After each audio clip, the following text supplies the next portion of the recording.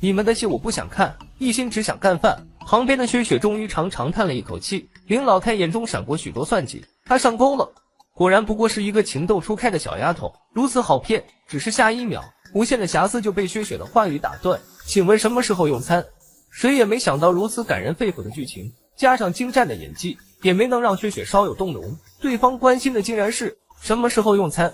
韩俊跟在薛雪身后，死命将脸偏向一旁，免得自己笑出声来。这小丫头竟然能禁得住凌晨的魅力，看来也是个心眼多的。凌晨扶着林老太，强迫着自己从苦情戏的状态中抽离，面上重新扬起笑容，回答薛雪：雪儿饿了吗？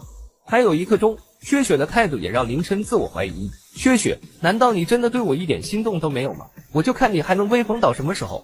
基勇在外面盯着薛雪的一举一动，不禁让基勇好奇，薛雪到底做了什么。午饭时间从林家走出门口，才不到5分钟的时间，又让所有人跟着回去。所有人同心坐到餐桌上，林老太面上表情恢复成一片慈祥。薛家丫头，听阿晨说你这次考试又拿下了第1，真不愧是薛渠的孙女，如此优秀。凌晨继母也在一旁搭话，比我们家阿晨强多了，以后你可要多帮帮她。薛雪保持礼貌谦虚的说道，你有在，不过是运气罢了，倒是汉俊有任务在身，要解决林颖这个麻烦，借口身体不适先行离开了，只是可惜了这一桌的好菜。不一会佣人布置好了餐桌，看着一桌子色香味俱的菜肴，只不过对薛雪来说，别人这引以为傲的手艺，在他眼中不过是寻常菜肴而已。衣冠禽兽的一家人。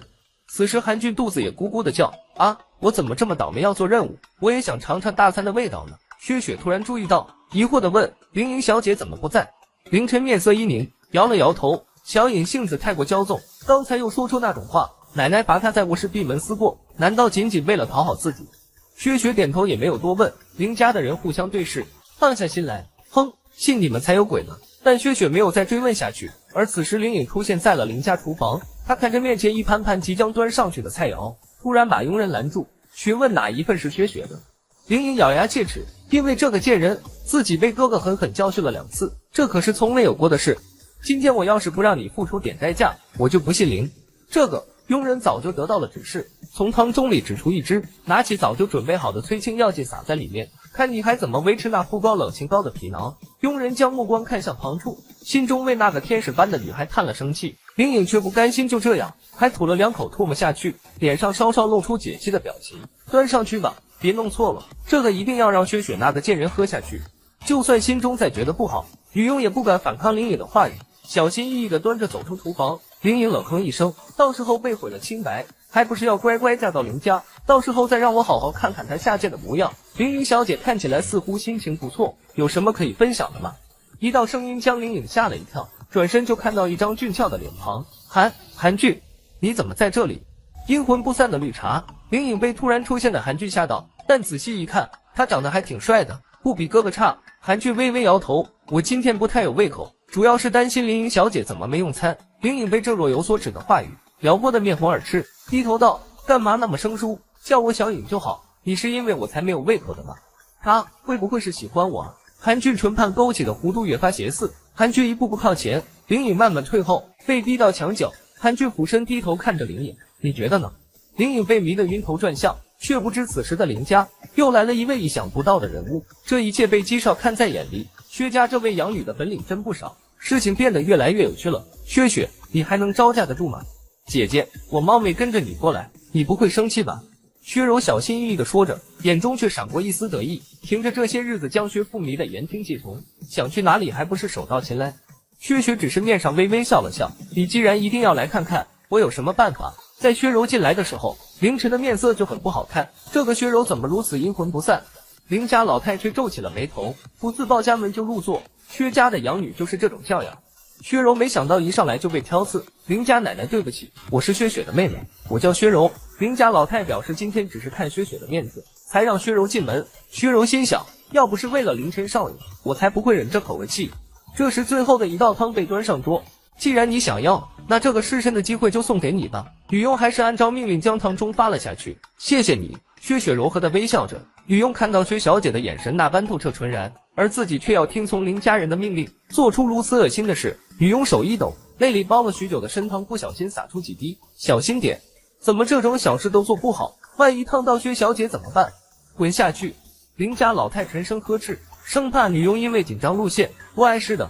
薛雪朝着女佣点了点头，后者低头不敢再看那双眼睛，安然退下。两人的紧张被薛雪看在眼中，眉宇间闪过一丝疑惑，莫非他们有什么暗藏的计划？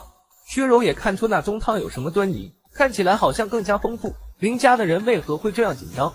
难道这道汤里面用的食材不一般？就算是林家也会觉得肉疼。